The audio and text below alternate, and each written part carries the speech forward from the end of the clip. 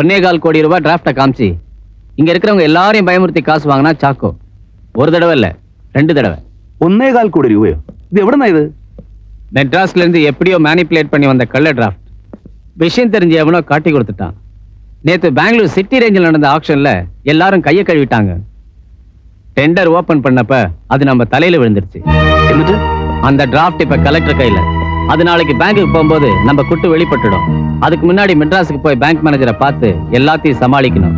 இல்லனா ரொம்ப டேஞ்சர். അവൻ എന്തിനാ ഇങ്ങനെയൊക്കെ ചെയ്തത്? நான் வேண்டாம் வேண்டாம்னு 2 தடவை சொன்னேன். ஆனா கேட்கலையே. ചാക്കോ ഇപ്പൊ എവിടെ ഉണ്ട്? அவனை அவங்க பிடிச்சு வச்சிருக்காங்க.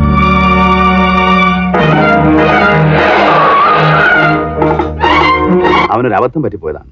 നിങ്ങൾ കുഴപ്പമുണ്ടാക്കരുത്. എത്ര രൂപ വേണേലും ഞാൻ തരാം. തന്റെ രൂപ മേലിൽ വാസ്കോ എന്നും പറഞ്ഞ് കർണാടകത്തിൽ ചരിക്കാൻ വരരുത്. അതിനാ തന്നെ കൂടെ ഇവിടെ വരുത്തത്. രണ്ടിനും പിടിച്ച് പോലീസിൽ ഏൽപ്പിക്കാൻ. നീ എന്നെ ചതിക്കാ.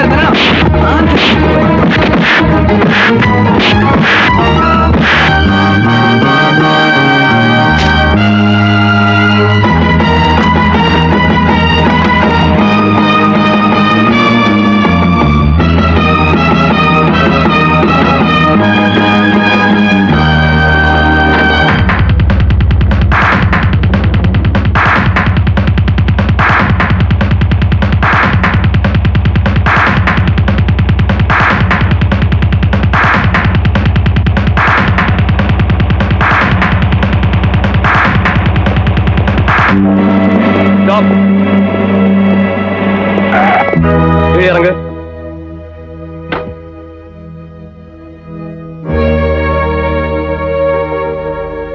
ഉങ്ങളെ യാർ ചാക്കോ?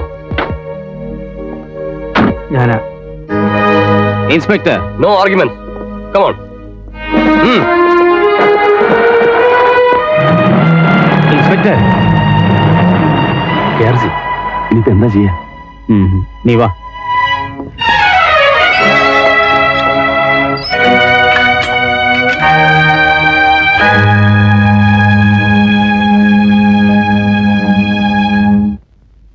ஓகே சரி சரி. இப்ப நான் வரேன். നമുക്കൊരു വക്കീലിനെ ഏർപ്പെടുത്തിയാലോ? அதெல்லாம் ஒண்ணு வேண்டாம். இப்ப நான் யாரோட பேசிட்டு இருந்தேன் தெரியுமா? இந்த கவர்மெண்ட்லயே ரொம்ப இன்ஃபுளுன்ஸ் உள்ள ஒரு ஆள். அவர் நினைச்சா நடக்காத விஷயமே இல்ல. நாம அங்க போலாம்.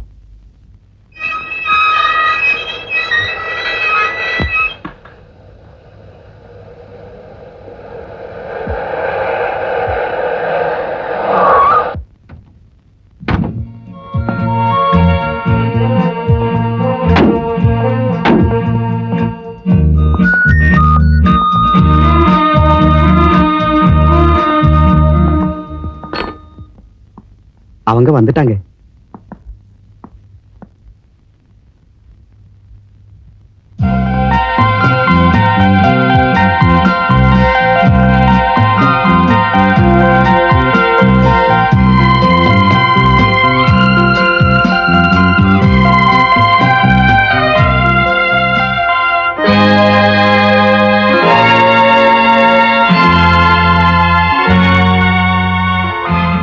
ഇരിക്കൂ.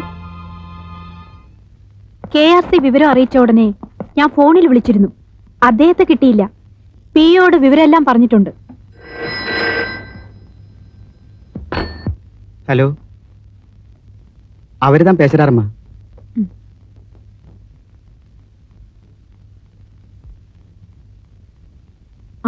நான் தான் பேசுறேன். அவர் பேரு சாக்கோ. ஆமா, எனக்கு ரொம்ப வேண்டியவர் தான். ആരോടാ പറയുന്നത്?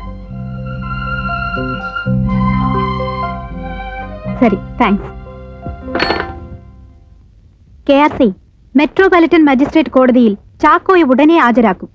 ഏതെങ്കിലും ഒരു വക്കീലിനെ അയച്ച് ജാമ്യത്തിലെടുത്തോളൂ. ബാക്കി പിന്നെ നോക്കാം. KRC പോയാൽ മതി. വാസു ഇരിക്കൂ.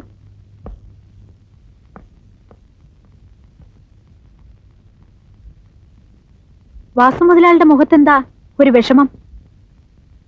കൂട്ടുകാരനെ പറ്റിയാണെങ്കിൽ പേടിക്കണ്ട. KRC ചാക്കോയും കൊണ്ടേ വരൂ. അല്ലെങ്കിലും എന്തിനാ പതറുന്നത്? ഇതിലും വലിയ ആപത്തുകൾ നേരിട്ടവരല്ലേ നിങ്ങൾ. വരൂ, മുകളിലിരിക്കാം.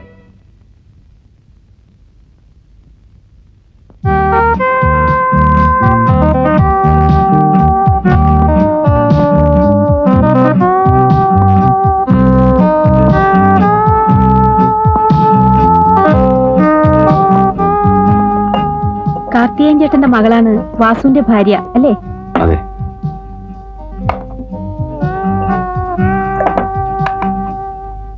എത്ര കുട്ടികളുണ്ട്?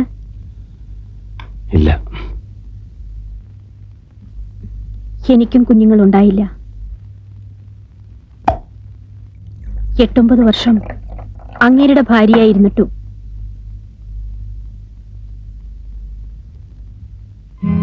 ശ്രീകണ്ഠ മുതലാളിക്ക് പണമുണ്ടായിരുന്നു, സ്വത്തും പ്രതാപവും ഉണ്ടായിരുന്നു. ഭാര്യയെ പട്ടിലും പൊന്നിലും മൂടിക്കാൻ എനിക്ക് മറ്റൊന്നും തരാൻ അയാൾക്ക് കഴിവുണ്ടായിരുന്നില്ല. എന്നിട്ടും നിയന്ത്രണം വിടാതെ ജീവിച്ച ഞാൻ ഒരിക്കൽ, ഒരു നിമിഷം അടങ്ങാത്ത മോഹങ്ങൾക്ക് അടിമപ്പെട്ടുപോയി.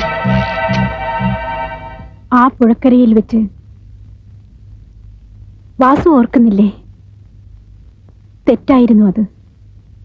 എന്നാലും വാസു കരുതിയ പോലെ ഞാനൊരു തേവിടിശയായിരുന്നില്ല. ഇരിക്കൂ. ബാംഗ്ലൂരിൽ നിന്നൊരു വലിയ സ്ട്രഗിളും കഴിഞ്ഞു വരികയല്ലേ? അവിടെ നിന്ന് ഇങ്ങോട്ടുള്ള നീണ്ട യാത്രയും. ക്ഷീണം കാണും, വിശ്രമിച്ചോളൂ. ഇവിടെ മറ്റാരും ശല്യപ്പെടുത്താൻ വരില്ല. ഞാനും.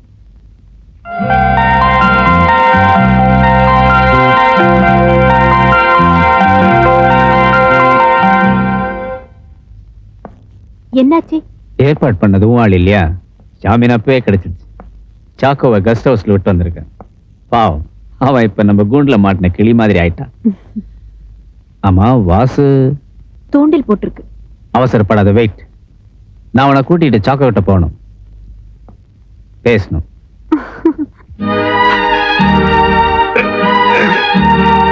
നിർത്തടാ പട്ടി നിന്റെ കരച്ചില്. കെട്ടിയവളെ ഇവിടെ നിന്ന് അരച്ചിറക്കി വിട്ടു. അത് നിന്റെ തോന്നിയാസം. അതിന്റെ പുറത്ത് പെയ്തു. ഇനി അങ്ങനെ മനുഷ്യരുടെ മുഖത്ത് നോക്കും. മതി നിന്റെ ഇവിടുത്തെ പൊറുതി. നമുക്ക് ഇപ്പൊ തന്നെ പുറപ്പെടാം. அது எப்படி முடியும்? இவரு கிடைச்சிருக்கிறது கண்டிஷன் பேல் தான். இவர் மெட்ராஸ் சிட்டி விட்டு எங்கேயுமே போக முடியாது. കേർസി കേസ് എങ്ങനെ ഒന്ന് ഒതുക്കും? ആ ബാങ്ക് മാനേജരെ அது நடக்கவே நடக்காது. அந்த பேங்க்ல டிராப் பேப்பரை திருடி மேனேஜர் கழுத்து போட்டு அவன் மாட்டிக்கிட்டான். ஆனா இவர் கேஸ் இன்னும் ஒரு 4-5 வருஷத்துக்கு இழுக்கலாம். அதை பத்தி கவலைப்படாதீங்க. அதை விட முக்கியமான விஷயம், நீங்க லிக்கர் பிசினஸ் லைசன்ஸ்க்கா மினிஸ்டருக்கு 50 லட்சம் ரூபாய் தரேன்னு சொன்னீங்கல்ல, அதை உடனடியா கொடுத்தாகணும். அப்படி நீங்க கொடுக்கலன்னா இது வரைக்கும் போட்ட பணம் எல்லாம் கோயந்தாதான். அந்த பணத்தை பத்தி பேசுங்க. രൂപ ഉടനെ തരാം.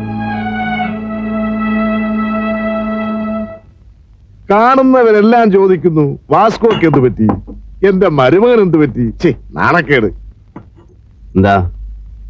ഇയാള് രാപകൽ കഷ്ടപ്പെട്ടുണ്ടാക്കുന്ന കാശ് തന്റെ പങ്കുകാരൻ അവിടെ കൊണ്ടുപോയി മുടിക്കുകയല്ലേ? എല്ലാം ഞാൻ അറിയുന്നുണ്ട്. ഇപ്പൊ നാളെ ഒരു ബാംഗ്ലൂർ ഡ്രാഫ്റ്റ് കേസും. എന്തിനാ ഇങ്ങനെ ഒരു പാർട്ണർ? നിനക്ക് മദ്രാസിൽ ബിസിനസ് സഹായിക്കാൻ ഒരാൾ വേണമെങ്കിൽ എന്റെ മോൻ സജിയില്ലേ, അവനെ ഞാൻ വിട്ടുതരാം. ചാക്കോയെ നമുക്കിന് വേണ്ട, പറഞ്ഞു വിടാൻ അറിയേ. എന്റെ ബിസിനസ് കാര്യത്തിൽ നിങ്ങൾ ഇടപെടണ്ട. അത് നോക്കാൻ എനിക്കറിയാം. അതല്ല, കാശ് വല്ലതും ചോദിക്കാനാണ് അച്ഛനും മോനും കൂടെ വന്നതെങ്കിൽ ഇനിയും തരാൻ എന്റെ ഇല്ല. എന്താടി നോക്കിയിരിക്കുന്നേ? പോപ്പുറത്ത്. അച്ഛനിപ്പോ തൃപ്തിയായില്ലേ?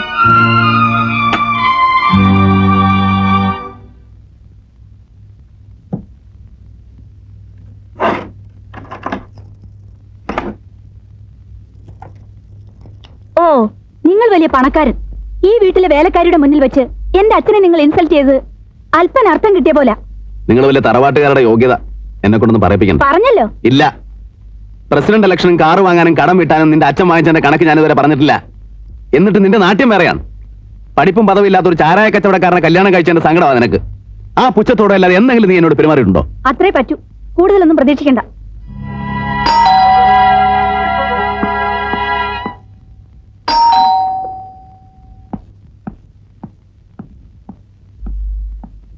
എന്താ സ്വാമി? സുപ്രീം കോടതിയിലെ നമ്മുടെ അപ്പീൽ സ്വീകരിച്ചു. പക്ഷേ കിസ്ത ബാക്കിയിലെ 50% ഉടനെ കെട്ടിവെക്കാനാണ് ഓർഡർ. ഓഹോ. എല്ലാം ചേർത്ത് 32 ലക്ഷം രൂപ പെട്ടെന്ന് അടച്ചില്ലെങ്കിൽ സർക്കാർ എന്ന് നമ്മുടെ സ്വത്തുക്കൾക്ക് ജപ്തി കൊണ്ടുവരും. അതിനുള്ള രൂപ ഇവിടെ കാണില്ലേ? ഇല്ല, ഉള്ള മുഴുവൻ മദ്രാശിക്ക് കൊണ്ടുപോയില്ലേ? ഇവിടെ നല്ല ടൈറ്റാ. അപ്പൊ കിസ്തയുടെ കാര്യം? അവന്മാരോട് പോവാൻ പറ. മദിരാശിലേക്ക് ഇനിയും വലിയൊരു തുക വേണം.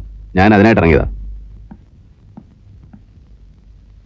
നമ്മുടെ നാട്ടിലെ അബ്കാരി ബിസിനസ്സിൽ ഒട്ടുമുക്കാലും ആൾക്കാർ കിസ്തടയ്ക്കാതെ കിട്ടുന്ന കാശ് മുഴുവൻ ധൂർത്തടിച്ച് തീർക്കുന്നവരാ. ഒടുവിൽ കോടതിയായി, റിട്ടായി, അപ്പീലായി. അന്നൊക്കെ അവരെ സഹായിക്കാൻ മനസ്സിലുള്ളൊരു മന്ത്രി ഉണ്ടായിരുന്നു. ഇന്ന് ആ പേരും പറഞ്ഞ് വകുപ്പ് മന്ത്രിയെ കാണാൻ ചെന്നാല് അവർ ചൂലെടുത്ത് അടിക്കത്തേ ഉള്ളൂ. അത് കൊള്ളാൻ ഞാൻ പോവില്ല. കിസ്തയുടെ കാര്യമല്ല പ്രശ്നം. ഇല്ല, അന്യനാട്ടിൽ പോയി ഏർപ്പാട് ചെയ്യാനുള്ള ആരോഗ്യം ഇപ്പൊ എനിക്കില്ല. ചാരായ കച്ചവടത്തില് എന്റെ മക്കൾക്കും ഇല്ല താല്പര്യം. ഒത്തിരി പണം ഇനിയും വേണം അവിടേക്ക്. കടവായിട്ടെങ്കിലും ചേട്ടൻ സഹായിച്ചില്ലെങ്കിൽ. എടോ, ഞാൻ നിങ്ങളെ മുമ്പ് സഹായിച്ച അന്നേ പറഞ്ഞില്ലേ, ഈ തൊഴിൽ നെറുകേട് കാണിച്ചവരെ ഒതുക്കാനാ. പക്ഷേ നിങ്ങളും അവന്മാരുടെ വഴിക്കാ പോയതെന്ന് എനിക്ക് പിന്നീട് മനസ്സിലായി. ചേട്ടൻ പറയുന്നത് കള്ള ഡ്രാഫ്റ്റുമായി ലേലത്തിന് പോയില്ലയോ ഈ തൊഴിൽ നാറ്റിക്കാൻ? എന്തിനായിരുന്നു അത്? ഇഷ്ടം പോലെ ഇവിടുന്ന് ഉണ്ടാക്കിയിട്ടുണ്ടല്ലോ. മാളിക തീർത്തു, കാറിൽ നാട് മുഴുവൻ വാസ്കോ കൊടികെട്ടി പറപ്പിച്ചവരില്ലയോ നിങ്ങള്? പിന്നെ എന്തിനായി ആർത്തി? അത് ചാക്കോയുടെ ഒരു ബുദ്ധിമോശമാണ്. ആ കൂട്ടത്തിലേക്ക് എന്നെ കൂടെ ചേർക്കാമെന്ന് തനിക്ക് തോന്നി അല്ലേ? അയ്യോ, ഞാൻ അങ്ങനെയല്ല. ആ ശരി, പോട്ടെ.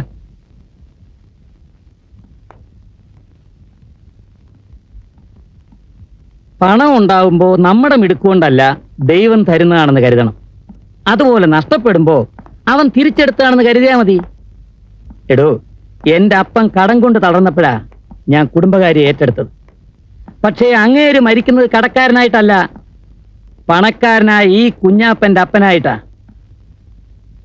എന്റെ മക്കൾക്ക് ഞാൻ പണിയിച്ച വീടായത്. താൻ ആ പുര കണ്ടോ? ഞാൻ ജനിച്ചതവിടെ. എന്തുകൊണ്ടാ ഞാനിത് പൊളിച്ചു പണിയാതെ ഇങ്ങനെ നിലനിർത്തിയിരിക്കുന്നതെന്ന് തനിക്കറിയാം. എന്റെ തുടക്കം എവിടെ നിന്നാണെന്ന് ഓർമ്മിക്കാൻ എനിക്ക് ബുദ്ധിമുട്ടും മനപ്രയാസവും വരുമ്പോ ഞാൻ അവിടെ ചെന്നിരിക്കും. ഇവിടുന്ന് ആരംഭിച്ചവന് എന്ത് നഷ്ടപ്പെടാനാണെന്ന് എനിക്ക് തോന്നുന്നു. മനസ്സിനപ്പോ ഒരു സമാധാനം കിട്ടും. വാസു, വന്ന വഴി നമ്മൾ മറക്കരുത്.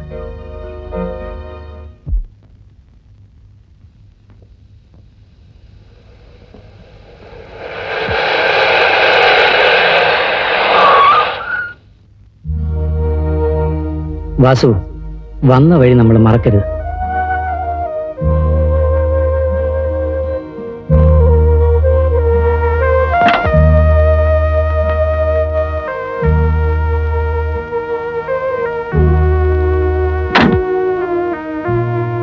എടാ അയ്യപ്പ, നമ്മുടെ വാസു ഇല്ലേ പോയത്? വാസു അല്ല, വാസ്കോ മുതലാളി എന്ന് പറ.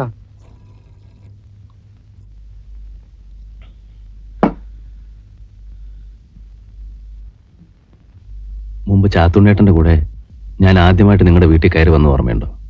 ഞാനൊന്നും മറന്നിട്ടില്ല.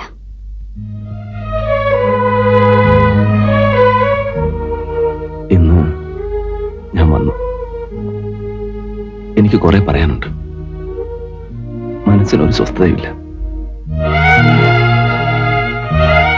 ഞാൻ വന്ന ശാരദയ്ക്ക് ഇഷ്ടമായില്ലെന്ന് തോന്നുന്നു.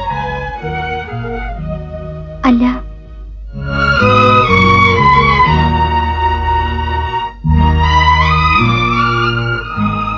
എന്റെ കടപ്പാടുകൾ ഞാൻ മറന്നു. പറയൂ, ശാരദയ്ക്ക് വേണ്ടി ഞാൻ എന്താ ചെയ്യേണ്ടത്? വാസുവേട്ടൻ സന്തോഷമായിട്ട് കഴിഞ്ഞാൽ മതി.